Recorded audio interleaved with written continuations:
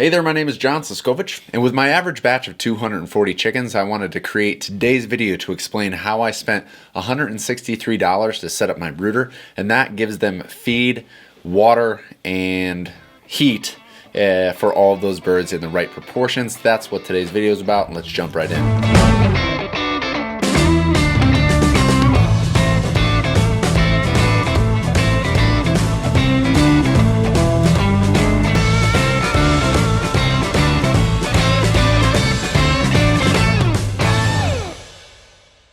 Now your birds in the brooder, no matter what chicken you raise, they're going to need at least these four things. Space to live, heat to stay warm because they can't sustain themselves just yet.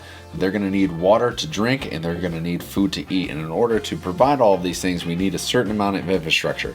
Now with my average batch of chickens being 240 birds, we're going to do some quick calculations on how I arrived at $163 initial investment to get myself set up. And so we know from checking page 1-11 in our pasture poultry packet that we need roughly half a square foot per chick over the term that they're going to be in that brooder.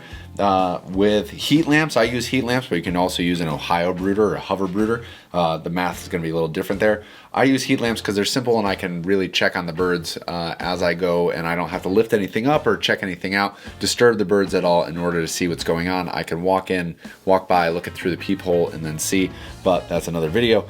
With the heat lamps, I need about 1 lamp per 60 chickens. That depends on weather and what the ambient temperature is outside, but I average 1 lamp per 60 birds. And then feeders and waterers, I have about 2 inches of space per chick. They're not going to all use it at that time, and that number can fluctuate. You can be a little bit more flexible with that, but I'll explain that just as we go on. Now my average batch, my average rotation is 240 birds. That fills 8 chicken tractors for me, and then it gives me just my set rotations throughout the year. I have that many chicken crates. That's how many start in the brooder. That's how many get onto the truck at the end of it and go onto the processor.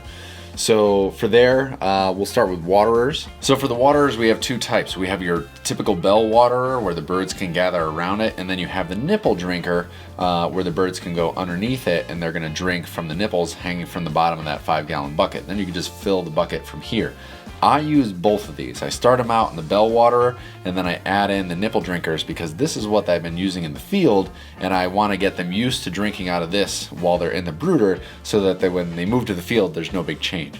I have 1 of these and 2 of these in my brooder. I actually have an annex outside of my brooder where 1 of these is held.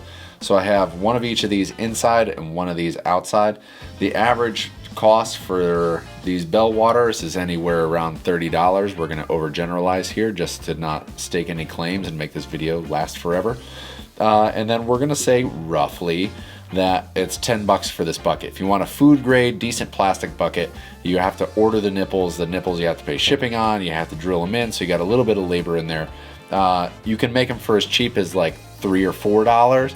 We're gonna go with $10 because I like to work with high numbers in many of these cases, just because if you think your expenses are gonna be a lot and then they're a little, you're ahead of the game.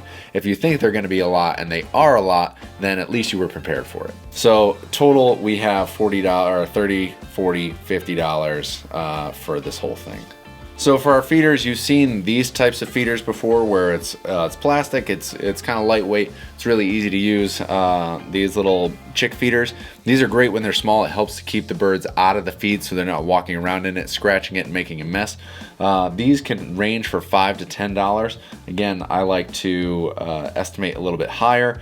And then PVC feeders, what I've done is as the birds get a little bit bigger, I have feeders that I've made out of PVC, and then I have feeders that I've collected that are made out of tin from other dairy or other poultry operations that I've kind of bought on the cheap or found at tag sales or was gifted to me.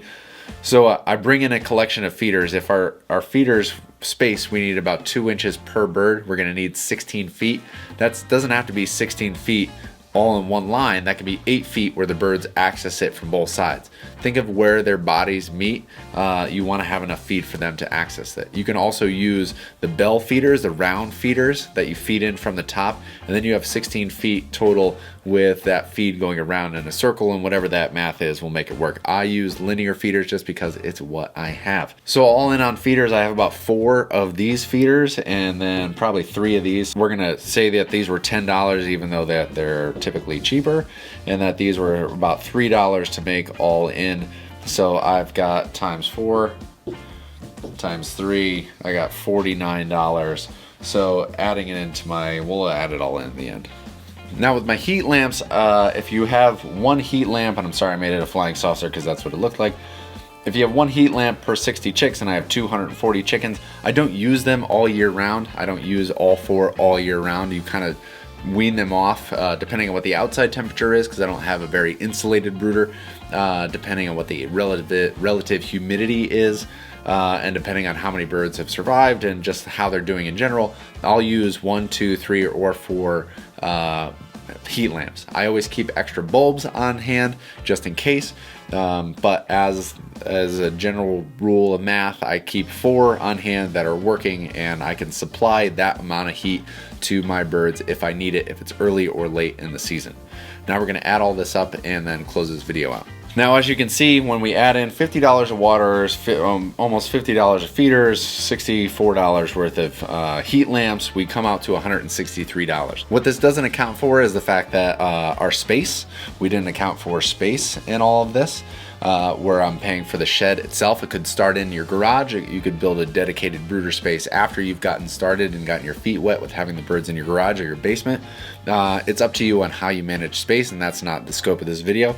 I also haven't factored how to get the water into those waterers, to get the feed and the feed into those feeders, and then the electricity that turns on those heat lamps. This is just the initial investment, and for the most part, now that we've spent money on this and we have this infrastructure in place, I keep it cleaned and in a shed that I utilize when I run chicks through the brooder, and this is something I can amortize out over time, replace it as necessary, but once I've done that upfront expense, I'm all set. That is it for this video, just because it's getting long. The only homework for you is to make sure that you know your numbers this year, and you've done your homework, you've done your math, and you know that raising pasture poultry or whatever you're going to raise on farm works for you. Hope you have an awesome day, and until next time, I will see you out in the field.